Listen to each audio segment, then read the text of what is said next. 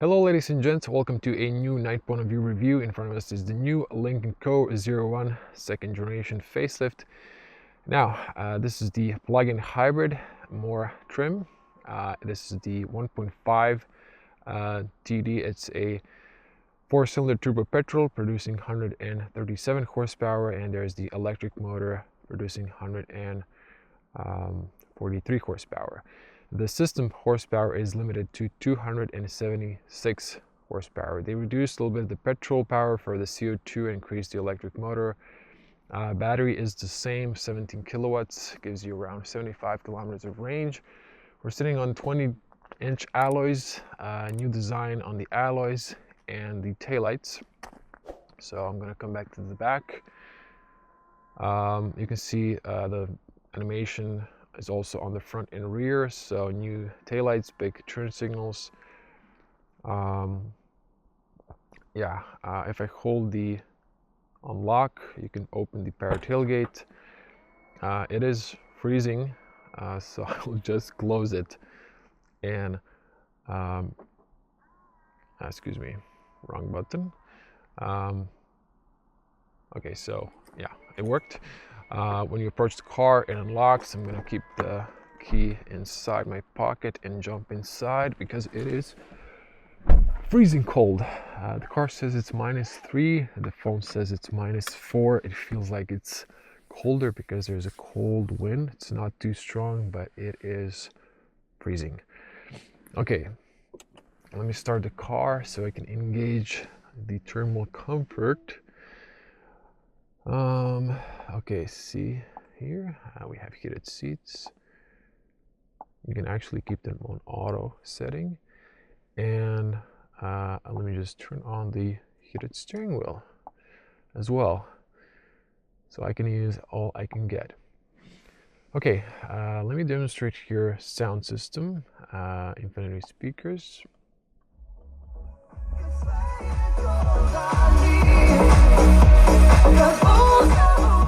You can press here to mute. Yeah, amazing sound system, all good. Now, there is this light here. It's not really that bright, as you can see, so it doesn't really lighten up the interior that much. So, and it's a slider, so can't really figure out where it is, the exact spot, but I've kind of got it. There's this AI assistant, so let's I'm here. open the blind. I'm sorry, but I can't help you with that right now. Use the wrong word. I'm here. Open the sun blind. Okay. So you can see a little bit better now. It's dark interior, but with the street light you can see. I'm sorry, but I can't help you with that right now. Thank you. Okay. I need to like stop talking or say thank you, so it just stops. I'm gonna use the original navigation. You can see here the screen. Now, consumption. I did the day review. My consumption is here now 5 liters. I haven't reset that. I've driven a little bit. So you can see here.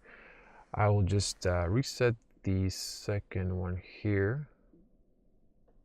And I will do a trip, so I might just at some point in this video add some fuel consumption. Let's show the reverse cameras, or you can see the mirrors dip down. Excellent. I actually set that one to stay up, so this will go up. And see the long beam. Okay, let's head out. I'm in drive, and by the way, just to show you here, I'm in hybrid. I can kick it to power or pure. I've left the recuperation in auto setting this time, and let's take out in pure, so that's electric drive. So let me just you can hear the pedestrian warning sound if I lower the window.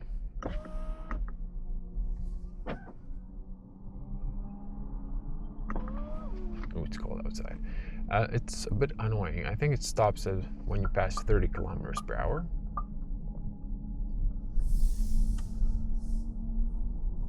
So point of an electric is driving quiet, but this could also be like noise when you're driving at late hour in a neighborhood. So I'm not a really fan of this type of a loud warning system. Okay, so I wanted to show you here, you're gonna get some pop-up messages thanks to this little guy. It's probably even shooting in the lens, the infrared. Sometimes when you pay attention to traffic, it will tell you to pay attention to driving, which is part of driving. So it can be a little bit annoying. Also the speed limit, this is a new EU thing.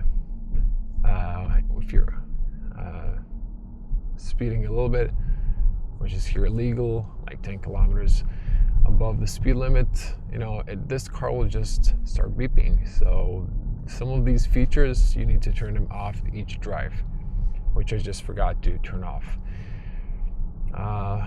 You can see here the speed bumps. That the other one was more gradual. This one is a bit harsh, but the suspension is quite okay considering we have 20-inch. So you can feel that you have a bigger alloy. You can feel these imperfections. It's not super comfortable. It's more precise and more sportier handling. You can see here the turn signal. So this is one of the rare cars where you can see actually the daytime running lights or position lights at night, and they turn into turn signals. So it's a unique feature. You might see a little down here symbol that these lights, you can see here, they actually move with the steering wheel. They follow the bend. So it's a really cool feature. Now if I stop at the traffic light, I'll try to turn off these messages. So this is saying here that they can't see my face because the camera is just a little bit below my eyes. So I can see traffic, of course, and not be obstructed while recording this.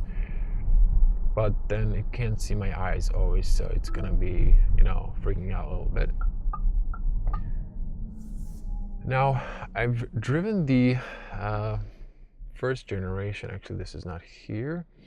I've driven the first generation, second generation.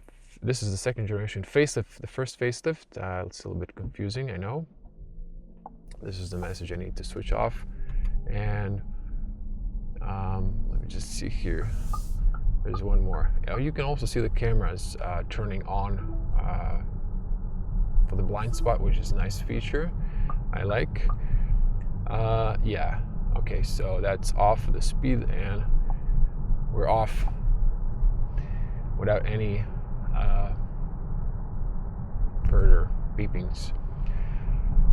Now, you can drive this car in hybrid mode. Today, when I went to Samobor to film my debut driving, I was completely empty battery, and it charged up the battery a little bit, which was great, honestly. But it did use some petrol. I feel like it didn't use too much, but it will, recharge the battery, and in hybrid mode, it really works well, simply due to the fact that it's efficient, and it will charge the battery. So if you forgot to charge it, you will be able to, drive in the city when it's traffic electric and save on fuel there, because that's the time when you spend the most fuel. So it's smart, and you can manually, kick in the recuperation and even recuperate more. I'm curious if on my trip I will see if this will manage to recuperate more power when I'm going like for a few kilometers downhill at higher speed. I'm hoping it will do that. Now, I did said about this thing, and it's actually kind of obstructive here. I'm not a huge fan of this thing that they added. Also, the display is nice and big, but they've migrated the climate control to the screen. It does work fast, so I don't have really complaints about that one. Although I did enjoy the physical knobs for the AC in the first facelift that I've tested, because there's the original Lynk Co. We didn't have it in Europe back then. And this car really drives great. It's a very posh, very well built. Build quality is amazing, and I really loved it. It's a great value for money, and this one is 44,000 euros, brand new here in Croatia. The base model that has a little bit less equipment, like no power tailgate, no 360 cameras. That one is 40,000 euros, but maybe you can find the previous generation for less buck, but I think they've sold it out for the most part. And yeah, this one also shows you in the digital cockpit the lanes and the traffic around you, if I'm not mistaken. So generally they've improved the car with the digital cockpit and the infotainment screen here. I actually said this in my review. I think this is also the same screen Tesla is using. So they managed to source that out in China. The interior is now leatherette, all black. It's the same design. It used to be blue textile combo, which is also very nice. The front end of the car is identical, and the sides of the rear has changed taillights. So thanks to this big plastic, I really can't see. I do notice with my eyes that there are here infrared sensors for this camera as well on the top. And yeah, it's not a really big facelift. Again, for the petrol, I think they reduced the power, increased the power of the electric motor according to the spec sheet, and maybe they've reduced the CO2 level. So just to get those new regulations and emissions. Now, one thing I've noticed, and I can't tell from the previous model, was that the same, and I feel like it probably was. The soundproof could be better on the higher speeds. You're gonna see when we get to the highway. Maybe it's this specific car, there's like a little wind whistling on this A-pillar side. On the other side there's nothing, so I'm not really sure, but I felt like this car in my memory was a bit quieter. I might be wrong, but everything else about it is just amazing.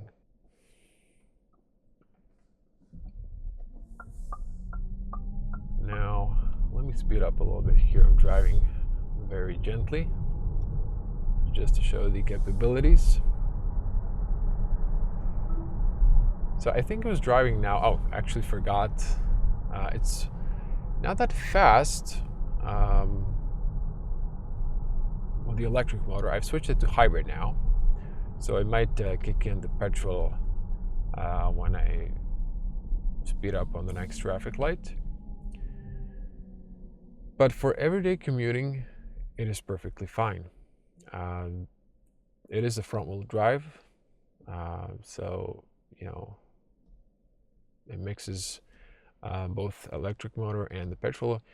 If you kick it to power, or that's something that we usually in other car brands called sport, it's using the petrol primarily. It maybe uses also the electric motor, but I'm in hybrid now, so I'm just accelerating here, and yeah, petrol kicked in. I did drive it a little bit before the video just to warm up the engine, so it's not really that cold.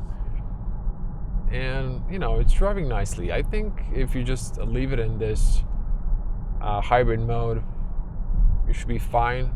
But if you like, you can always just tell it to, if you're charging at home, hopefully you are, because there's really no point of buying a plug-in hybrid if you're not charging it at home.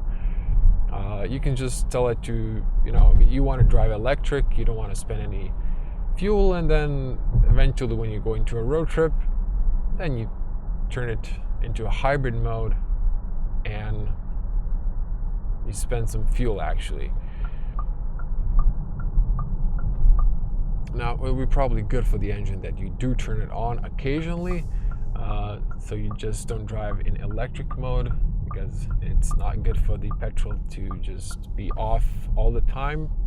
So do turn it on here and there. Okay, we will speed up here.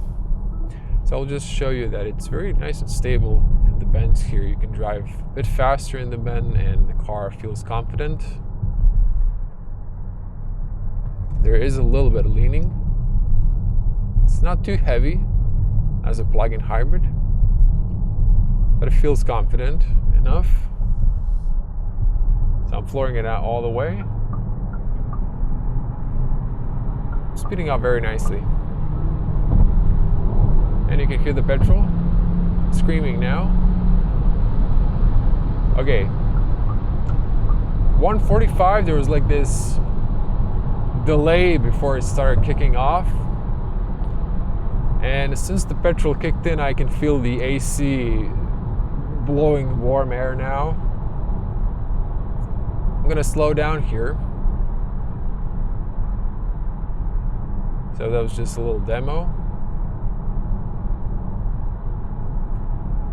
Now you can hear some tire noise and some wind noise at 100. So I'm gonna speed up to 130. There's also a patch here of smooth and rough asphalt. This is soft, rough.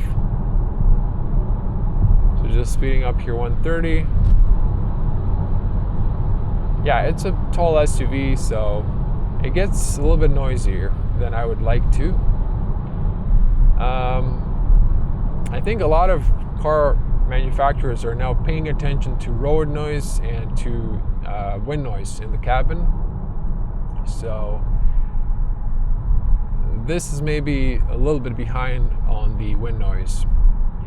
And if I press here, I can engage the cruise control setting. I can play with the distance, and I can play with the speed. So it works very good. I'm really pleased with it. It's going to tell you to keep your hands close. Let me just check on the consumption here right now. So we are doing 3.4. Actually, that's the one I didn't reset. The one I reset is doing 2 at the moment. So just wanted to peek at that. You can also see here the odometer. This car almost has 3,000 kilometers. And there's the sport or minimalist theme, or you can have the map on, or you can see here the tire pressure.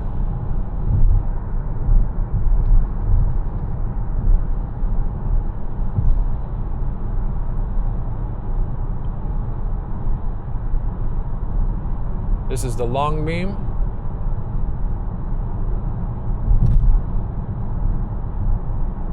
Not really sure if the auto beam is engaged. Auto long beam.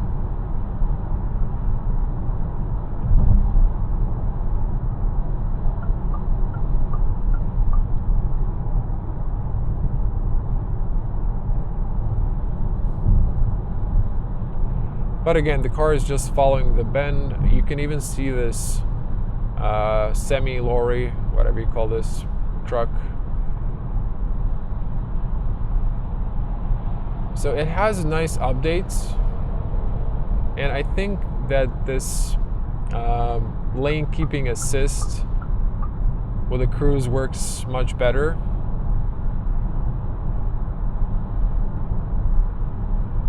Than the one before it.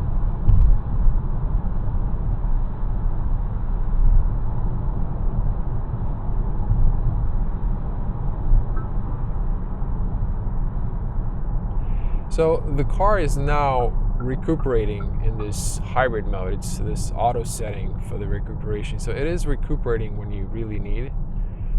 But at low speed it won't. So, you know, it decides when you need it, which is, I would say, okay. I usually like to keep it on high setting, but I just wanted to see how it works in this auto setting, and I think for most of you that will be just fine if you're not really used to recuperation. The brakes are good. I really haven't used them that much. You do have the auto hold feature, but you need to stop the car with the brakes to a complete stop.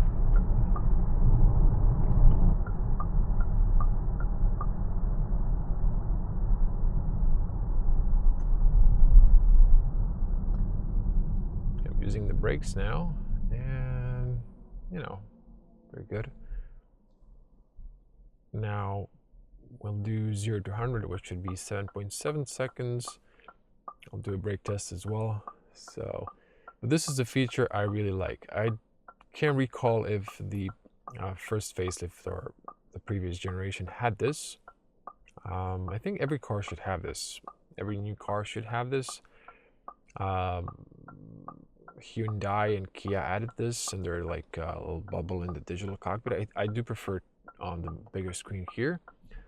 Same like my Tesla. But you have this nice bird eye view camera, which is great. And I like these clever features, and I like the fact that Lynk Co added that, so it just brings more value. I'm not sure if they added it in this generation, maybe yes. It would be cool if they would add it through software update in the previous model as well. I would just add some value to the brand. It is late hour, but I always, of course, pay attention to road safety and just check here if there's any traffic. If there's no traffic, we're gonna do like a little 0 to 100. It's not really a launch. I don't think there is a launch control in this one, but we'll just we will actually do that in the hybrid.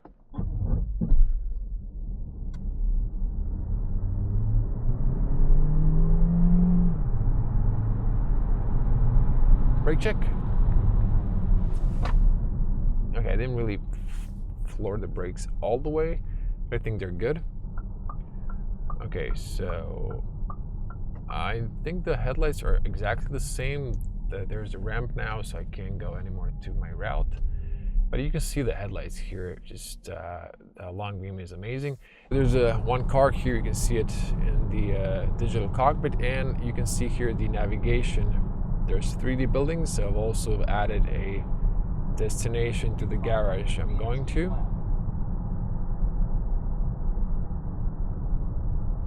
So let me just see here. I am back in the hybrid. Actually, I'm going to get to pure because I prefer driving electric. To wrap it up here, we come to our garage. Yeah, it's still a very nice plug-in hybrid. In Croatia, we don't have the mild hybrid. I think it is available maybe in China, but it's not in Europe, or at least not in Croatia. I saw like the previous generation was available in some other European countries, but currently it's just a plug-in hybrid that I have on the test. It would be interesting. Now, regarding plug-in hybrids, I would always say, you know, buy one if you plan to charge it, and if you plan to lease the car. If you're not, you know, it's out of warranty, double the trouble. Otherwise, you know, it's not a bad choice, but I'm not convinced that this will be problem-free. If I'm being 100% honest, if you want to keep it long-term. So that's that. But otherwise, this is a very nice and posh SUV. They have improved it. The only con is this new EU regarding the speed trim and the eye monitor system. Otherwise, I think this is the only reason why the previous generation, for me personally, holds a little bit more value. But if you're looking for the newest model, it has been improved if you disregard this. So that's that. I'm gonna wrap it up here. Thanks for watching, and hope to see you in the next one. Stay tuned. Now I'm gonna exit here and close it up. I gotta say, personally, I really love the design of the car. It looks just amazing. It is my favorite. It looks like Zeekr once again, and it does look good in all the new colors, the black, white, and the